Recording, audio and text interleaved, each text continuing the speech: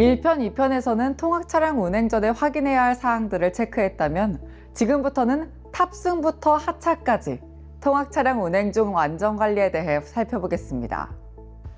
운전자는 출발에 앞서 차량 안을 주의해서 살펴야 하는데요. 모든 탑승자가 안전벨트를 제대로 착용했는지 확인하고 문이 완전히 닫혔는지 다시 한번 점검하여 주행 중 열릴 위험이 없도록 해야 합니다. 이후 차량 밖으로 시선을 돌려 전방과 후방, 눈에 잘 띄지 않는 사각지대까지 꼼꼼히 살펴보면서 차량 근처에 영유아나 장애물이 없는지도 확인합니다. 출발 전 짧은 점검이지만 예상치 못한 사고를 막는 필수적인 안전 습관입니다. 동승자는 차량 탑승 전에 확인했던 영유아 명단과 실제로 차량에 오른 인원이 일치하는지 빠짐없이 확인해야 합니다. 이어서 아이들이 착용한 안전벨트와 카시트 등 보호장구가 제대로 고정되어 있는지 직접 손으로 확인하며 느슨하거나 잘못 착용하지 않았는지 세심하게 살핍니다. 얘들아, 도착하기 전까지는 벨트는 만지거나 풀지 말자. 혹시 벨트가 불편한 친구들은 선생님한테 얘기해줘. 다시 도와줄게. 이렇게 재점검하는 과정은 작은 부주의로 발생하는 사고를 막아주는 중요한 순간입니다. 통학 차량에는 아이들의 안전을 위해 반드시 동승보호자가 함께 탑승합니다. 동승자는 승하차 지도, 영유아 안전관리를 책임지는데요. 차량을 오르내리는 승강구 근처 또는 아이들의 움직임을 한눈에 살필 수 있는 위치에 앉습니다. 또한 주행 중에는 아이들의 상태를 주의 깊게 살피며 안전벨트 착용 여부와 자리 이탈 여부를 수시로 확인합니다. 이제 차량이 출발했군요. 이때 운전자는 모든 탑승자의 안전을 위해 교통법규를 준수하여 안전운행을 해야 합니다. 무엇보다 휴대전화 사용처럼 운전자의 집중력을 흐트러뜨리는 행동은 절대 삼가야 합니다.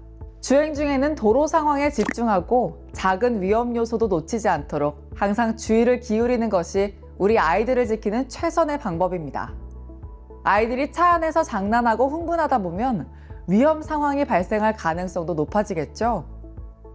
동승자는 차량 운행 중 영유아의 위험 행동을 지속적으로 관찰하고 안전하게 이동하도록 지도합니다. 창밖으로 손이나 머리를 내밀면 위험해요.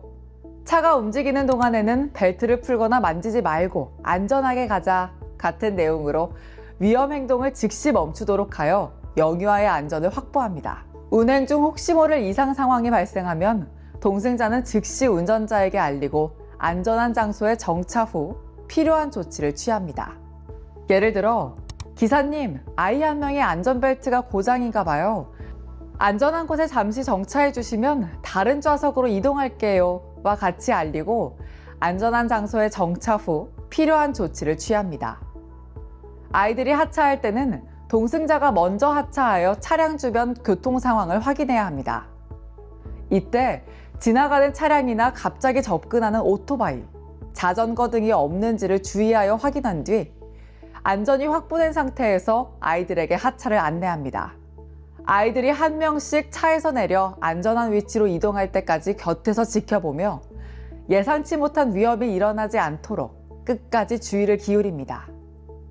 동승자는 하차 후에도 아이들이 차량 주변을 뛰어다니거나 갑자기 도로 쪽으로 향하지 않도록 주의해야 합니다. 아이들이 안전한 위치로 이동할 수 있도록 차분한 목소리로 안내하고 손짓과 시선으로 방향을 알려주면서 아이들 곁에서 움직임을 세심하게 살핍니다. 전체 인원을 끝까지 확인하여 혹시 뒤처지거나 보이지 않는 아이가 없는지도 반드시 살펴야 합니다. 운전자가 주차를 위해 차량을 이동해야 하는 경우 아이들 전체 인원이 모두 안전한 장소로 이동했는지 확인하고 전방과 후방, 눈에 잘 띄지 않는 사각지대까지 꼼꼼히 살핀 후 차량을 이동시켜주세요. 탑승에서 하차까지 운행하는 매 순간의 세심한 확인, 아이들을 안전하게 지키는 가장 중요한 약속입니다. 다음 편에서는 통학 차량 운행을 종료한 후 매일 점검해야 하는 사항에 대해 알아보도록 하겠습니다.